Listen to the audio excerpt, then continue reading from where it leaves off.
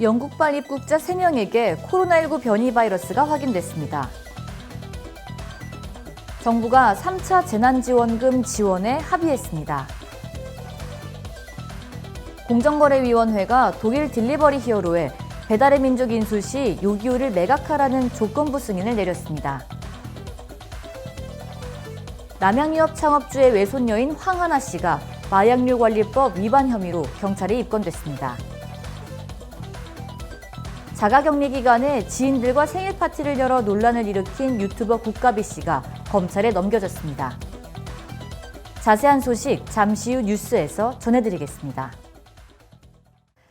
시청자 여러분 안녕하십니까? 신동아방송 서울뉴스 김진주입니다. 중앙방역대책본부는 영국에서 입국한 코로나19 확진자의 3명의 검체에서 변이 바이러스가 확인됐다고 밝혔습니다. 변이 바이러스가 확진된 이들은 영국 런던에서 거주하던 가족으로 지난 22일 입국 과정에서 코로나19 검사로 확진 판정을 받고 격리 관리 중이었습니다. 변종 코로나 바이러스 감염증은 기존의 코로나 바이러스 감염증보다 전염력이 70%나 더 강한 것으로 알려졌습니다. 이에 중앙방역대책본부는 28일부터 영국발 항공편 운항 중단을 내년 1월 7일까지 일주일 연장하고 향후 추이를 점검하며 운항 중단 여부를 검토할 예정입니다. 이와 함께 영국과 남아공발 경유자를 포함한 입국자에 대해 PCR 음성 확인서 제출을 의무화하고 제출 대상을 내국인을 포함한 모든 입국자로 확대할 계획이며 모든 해외 입국자에 대해서는 자가격리 해제 전 추가 검사를 실시하기로 했습니다. 정부가 코로나19 3차 확산으로 피해를 입은 소상공인과 자영업자에게 임대료를 포함해 현금으로 최대 300만 원을 지원하는 방안을 추진하고 있습니다. 더불어민주당 이낙연 대표는 피해 국민을 두텁게 도와드리기 위해 1월 집행할 재난지원금의 가용수단을 총동원해 지원해야 한다고 말했습니다. 이에 따라 정부는 코로나19로 피해를 입은 소상공인과 자영업자에겐 100만 원의 피해 지원금을 일괄 지급하고 집합 제한 업종엔 100만 원, 집합 금지 업종엔 200만 원을 추가로 지원하기로 했습니다. 또 임차료를 낮춰주는 임대인에 대해선 세액공제율을 현행 50%에서 70%로 높여 임대료 인하를 유도하기로 했습니다. 더불어 3차 재난지원금 지원 대상 규모는 580만 명 선으로 5조 원 안팎의 재원이 필요할 것으로 예상됩니다. 민주당 최인호 수석 대변인은 1월 안에 현금성 지급을 완료한다는 목표라고 밝혔습니다. 공정거래위원회가 독일 딜리버리 히어로에 배달의 민족 인수 시 요기요를 매각하라는 조건부 승인을 내렸습니다. 공정위의 이번 발표는 1, 2위 배달앱을 합한 점유율이 95%가 넘는 만큼 독과점 폐해가 우려되어 시장 경쟁이 제한될 수 있다고 판단한 결과입니다.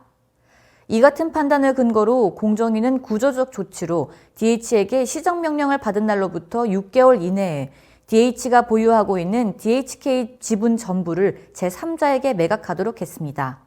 다만 해당 기간 내에 매각을 할 수 없을 만한 불가피한 사정이 인정될 경우 6개월의 범위 내에서 그 기간의 연장을 신청할 수 있도록 했습니다.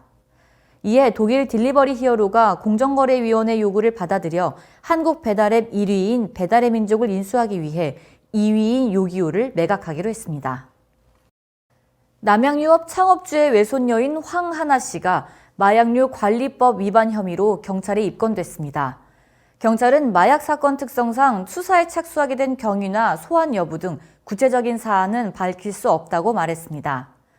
황 씨에 대한 구속영장은 신청하지 않은 것으로 알려졌습니다. 한편 지난 26일 청와대 국민청원 게시판에 황하나가 집행유예 기간에도 꾸준히 마약 관련 범죄를 저지르고 있다는 내용의 글이 올라왔습니다. 청원인은 황하나가 20일 제3자의 신고로 수서경찰서로 끌려가 조사를 받았다며 황하나의 가족들은 그의 도주를 도와 숨겨주고 있다고 주장했습니다.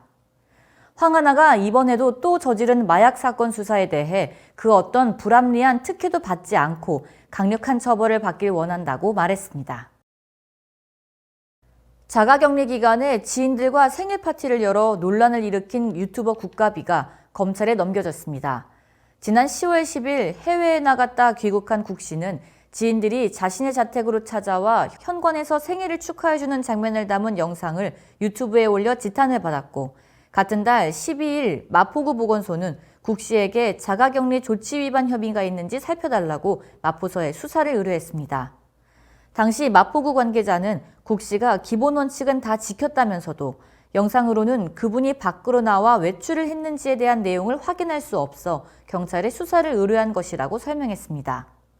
논란이 이어지자 국 씨는 해당 영상을 삭제하고 이와 같은 상황에 깊이 반성하고 사죄드린다는 내용의 사과문을 게재했습니다.